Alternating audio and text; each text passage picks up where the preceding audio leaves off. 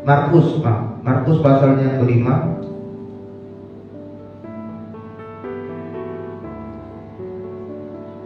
Kita akan baca dari ayat 21 sampai dengan ayat 34.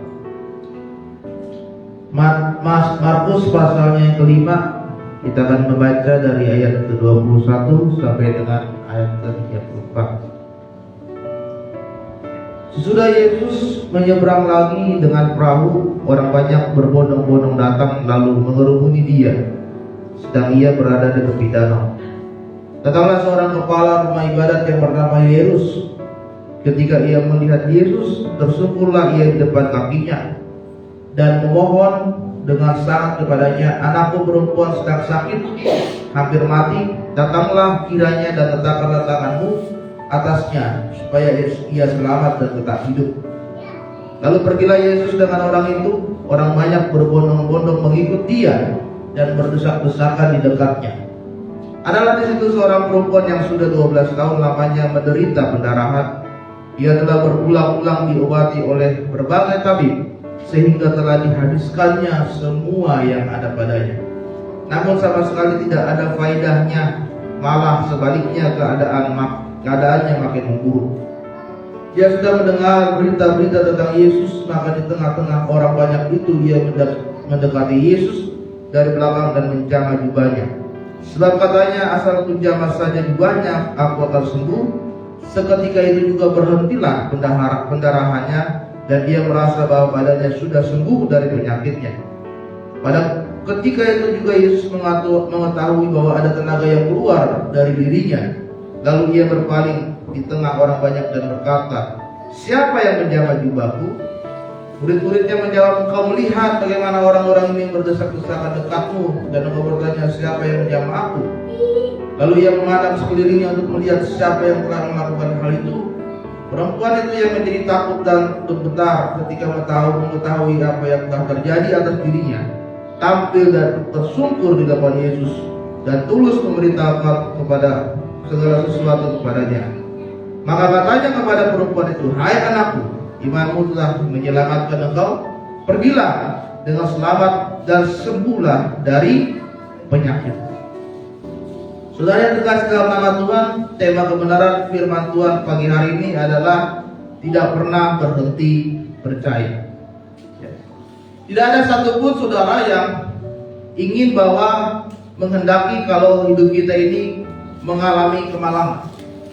Tidak ada juga kita yang ingin supaya kita mengalami sakit, dan sakitnya itu pun dalam kondisi yang buruk dan bertahun-tahun, bahkan semakin hari semakin buruk. Tetapi pembacaan firman Tuhan dituliskan ada seorang wanita yang sudah mengalami sakit pendarahan yang cukup lama. Firman Tuhan mencatat sudah 12 tahun dia mengalami sakit pendarahan yang terus keluar dari tubuhnya secara terus-menerus. Bukan berarti perempuan ini hanya diam dengan penyakitnya. Firman Tuhan juga mencatat dia sudah berkali-kali pergi ke segala tabib. Dia sudah berobat kemana-mana. Tetapi apa yang terjadi saudara? Penyakitnya ini tidak juga sembuh. Bahkan semua hartanya, semua barangnya, semua uangnya sudah habis untuk dia berobat ke sana ke sini untuk agar penyakitnya ini bisa sembuh. Tetapi saudara, kondisinya semakin hari semakin memburuk di dalam hidupnya. Ya. Kita lihat bahwa perempuan ini saudara, dia tidak menyerah dengan keadaan. Dia tidak pernah berhenti. Kita melihat bahwa dalam masa-masa sulitnya dia masih terus berusaha agar dia sembuh. Ada semangat di dalam dirinya bagaimana caranya agar penyakitnya ini bisa sembuh. Tetapi saudara, yang sangat menyedihkan juga bagi perempuan ini bahwa pada masa itu orang yang mengalami sakit pendarahan dianggap adalah orang yang sangat najis. Karena itu juga tertulis dalam firman Tuhan di dalam Imamat pasal 15 ayat 19. Jika seorang yang mengalami pendarahan yang keluar dari tubuhnya, maka ia dianggap najis. Saudara bayangkan, perempuan ini sudah sakit secara fisik, kemudian dia juga mendapatkan stigma sosial, hukuman sosial dari orang-orang kalau dia najis. Ya, banyak orang mungkin menganggap itu akibat dari dosa yang dia lakukan, perbuatan yang dia lakukan sehingga dia mengalami hal itu. Dia dianggap sebagai orang najis, saudara. Bahkan dia tidak boleh bergaul sembarangan dengan banyak orang.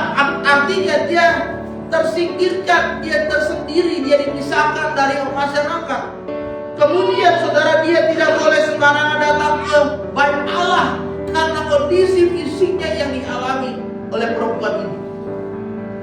Bayangkan, dia sudah sakit, dia sudah mendapatkan hinaan sosial, dianggap sebagai orang najis, bahkan dia tidak boleh dengan mudahnya datang ke bait Allah karena penyakitnya ini. Selama 12 tahun perempuan ini mengalami seperti itu. Tetapi saudara, pada waktu itu, ketika Yesus baru saja sampai, ketika dia baru menyeberang ke Danau Tiberias atau Danau Galilea, dia berada di Kapernaum, ada seorang kepala ibadah yang bernama Yairus, seorang kepala ibadah di Galilea, berkata kepada Yesus, "Tuhan, tolonglah sembuhkan anakku yang sedang sakit, tumpangkanlah tanganmu kepada anakku agar dia sembuh." Tujuan awal dari Yesus adalah pergi ke rumah Yairus, agar anaknya ini bisa sembuh, ya, agar anak yang Yairus ini bisa sembuh, saudara. Tujuan awal dari Yesus adalah pergi ke rumah Yairus untuk menyembuhkan anak. Tapi di pertengahan jalan, perempuan yang sakit pendarahan ini, dia tidak pernah menyerah. Dan ketika dia mendengar kabar Yesus akan melewati daerahnya di Kapernaum, dia pergi mencari Yesus, dia pergi menghampiri Yesus. Dia memiliki iman yang kuat. Kalau ku jamah jubah Yesus saja, aku pasti akan sembuh. Kalau ku jamah jubah Yesus saja, dia tidak harus Yesus menumpahkan tangan kepada perempuan ini. Dia tidak harus Yesus berkata sembuhlah kepada perempuan ini. Tapi dia punya iman yang kuat, iman yang besar. Saya jamah saja jubah Yesus dari belakang ini, maka aku akan sembuh. Dan imannya bekerja sesuai dengan apa yang dia inginkan. Kemudian Yesus berkata, "Siapakah yang menjamah jubahku?" Karena ada tenaga kuasa yang keluar dari dirinya untuk melakukan mujizat. Dan kemudian perempuan itu mengaku, dan Yesus berkata, "Imanmu telah menyelamatkan." Saudara terkasih dalam nama Tuhan Yesus, pada saat pagi hari ini kita belajar supaya kita tidak pernah berhenti percaya kepada Yesus di dalam segala kondisi kehidupan kita. Apa yang harus kita lakukan? Yang pertama adalah, saudara, kita harus belajar supaya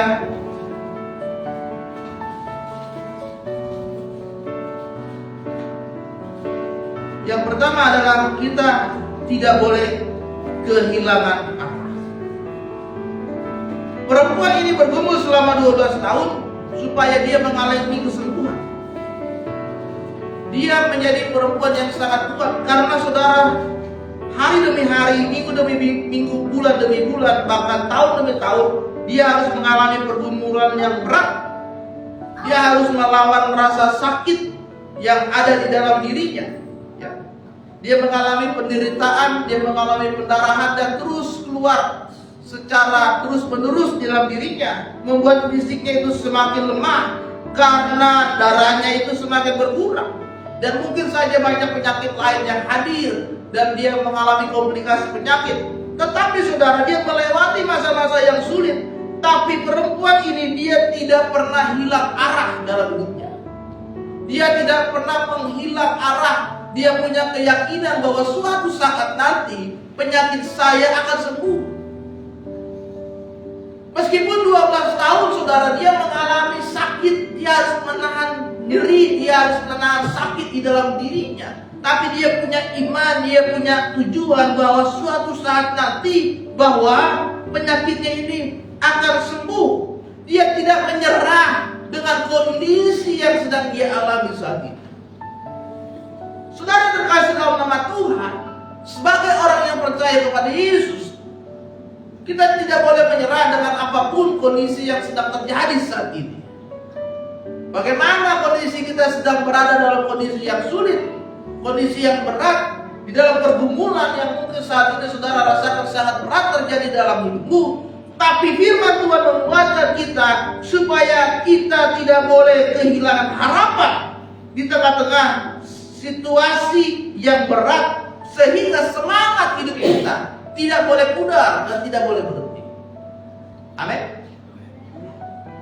Perempuan ini dia menahan sakit 12 tahun.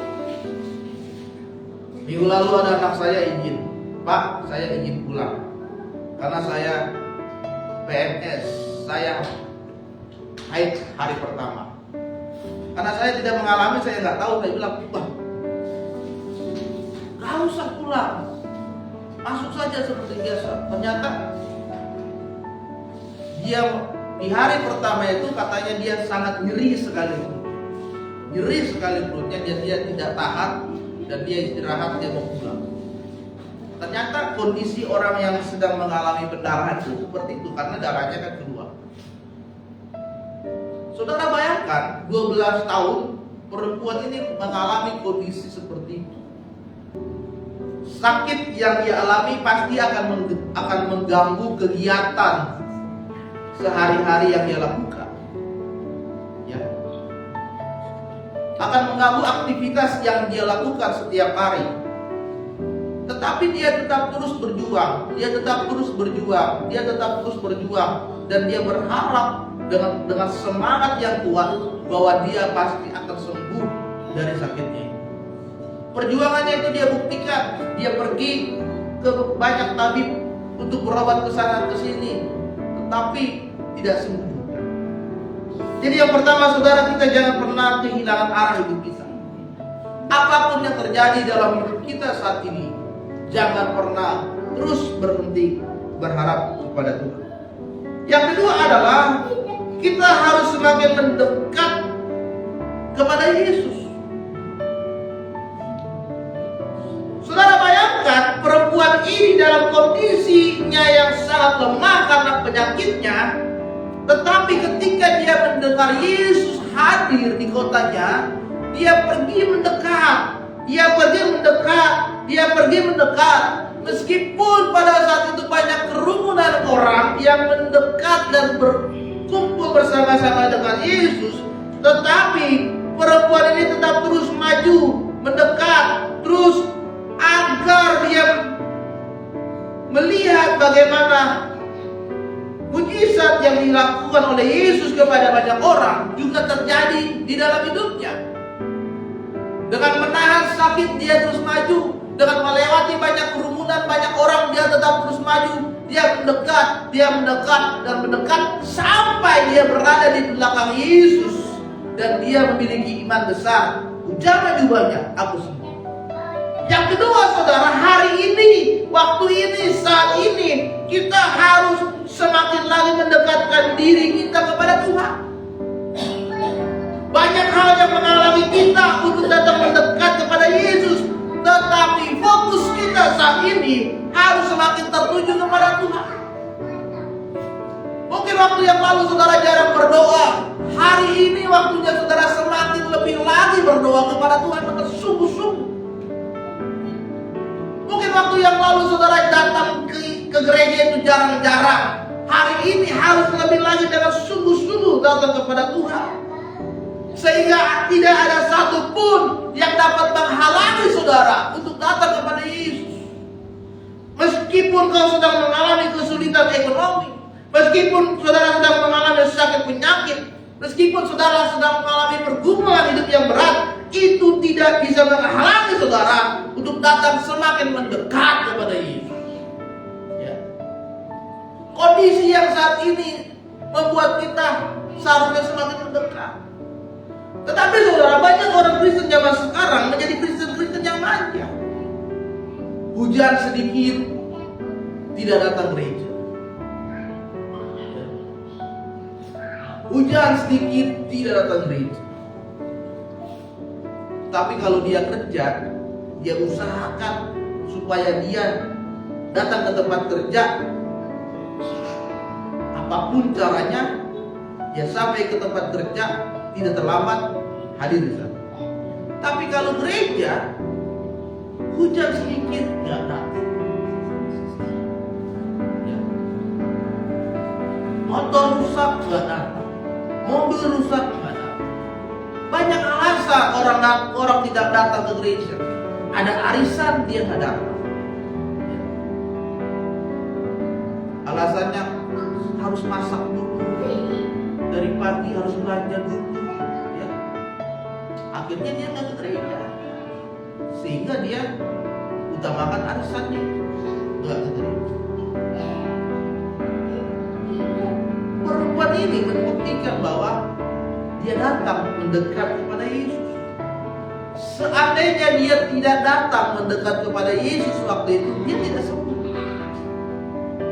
Penyakitnya akan terus seperti itu.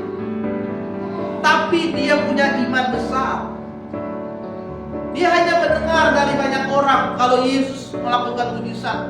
Dia tidak pernah melihat langsung sebelumnya bahwa Yesus menyembuhkan orang sakit, tidak.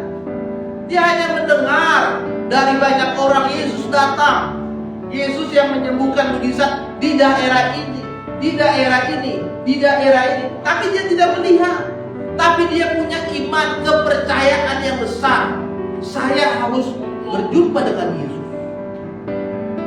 Saudara, mari hari ini saudara mengalami perjumpaan dengan Yesus lebih dalam lagi. Jangan mengalami perjumpaan hanya hari Minggu, Senin sampai Sabtu. Saudara, tidak ada waktu untuk Tuhan, tidak ada waktu untuk bersekutu dengan Tuhan, sehingga waktu saudara kurang. Ya. Saudara bayangkan, sahabat kita satu hari mereka 5 kali ibadah. 5 kali ibadah dalam satu hari. Seandainya mereka cuma melakukan 3 kali ibadah, tapi kan dalam satu hari itu dia sudah ibadah 3 kali dari 5 kali ini. Artinya meskipun 2 tidak dia lakukan, tapi dia melakukan 3 kali ibadah dalam hari itu. Kita ibadah cuma seminggu sekali.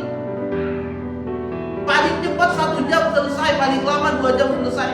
Tapi masih banyak orang itu merasa bahwa tidak penting ibadah, sehingga lewat minggu ini gak ibadah, minggu depan tidak ibadah, minggu depan tidak ibadah. Kita kalah dengan sahabat kita. Satu hari 5 kali ibadah, ada yang betul 5-5-nya mereka lakukan. Kita seminggu sekali aja susah. Itulah lemahnya iman orang Kristen itu. Hari ini waktunya kita semakin dekat dengan Tuhan. Amin. Yang ketiga, yang terakhir adalah kita harus memiliki iman yang teguh kepada Yesus. Ketika dia sudah berada di belakang Yesus, perempuan ini dengan sangat kuat memiliki iman yang besar, dan dia berkata, asal pijama saja jubahnya. Sebelumnya dia tidak mendengar kalau pegang jubah Yesus itu bisa menyembuhkan penyakit tidak. Dia hanya mendengar Yesus menyembuhkan orang sakit. Dia tidak pernah mendengar kalau pegang jubah Yesus itu kan penyakitnya bisa sembuh. Tapi dia punya iman yang besar, iman yang kuat kepada Yesus. Asal pegang saja jubahnya. Dia tahu dirinya bahwa dia adalah orang najis. Dia tahu banyak orang mengucilkan dia, banyak orang menjauhi dia, banyak orang tidak mau bersama-sama dengan dia karena penyakit yang dialami. Makanya perempuan ini hanya melihat dari belakang, datang kepada Yesus dari belakang. Dia tidak berani mendatangi Yesus dari depan. Dia tidak berani berjumpa berhadapan dengan Yesus dari depan, dia dari belakang. Dia tahu bahwa dia adalah orang yang najis, dia orang yang kotor. Dia hanya datang dari belakang. Dan ketika dia berada di belakang Tuhan, asal pegang saya di belakang Tuhan, tanpa harus aku melihat mukamu karena kenajisan ini, Tuhan, aku akan sembuh. Bagaimana perempuan ini datang dengan kerendahan hati di hadapan Yesus? Bagaimana perempuan ini datang dengan hati yang tulus kepada Yesus? Bagaimana perempuan ini datang dengan iman yang kuat kepada Yesus? Dia dikucilkan, dia direndahkan, dia dilecehkan oleh banyak orang, tapi dia tetap datang terus kepada Tuhan, dan dia punya iman yang besar bahwa dia akan sembuh. Saudara terkasih dalam nama Tuhan, kondisi yang buruk, penyakit yang ada, dan pergumulan kita saat ini jangan membuat iman kita lemah kepada Tuhan. Mari bangkitkan imanmu, mari kuatkan imanmu, mari tunjukkan bahwa saudara punya Yesus. Yesus yang berkuasa dalam hidup saudara. Saudara punya Tuhan yang sanggup menolong hidupmu. Saudara punya Tuhan yang memiliki segalanya dalam dunia ini. Oleh sebab itu, saudara terkasih dalam nama Tuhan, mari kita lihat hidup kita. Tuhan akan memulihkan kondisi hidup kita kalau saudara punya iman yang besar. Orang yang percaya kepada Tuhan dengan sungguh-sungguh, dia tidak akan membiarkan hidupnya menderita. Tapi ada iman yang besar yang Tuhan berikan dalam kehidupan saudara sampai saat ini. Oleh sebab itu, saudara terkasih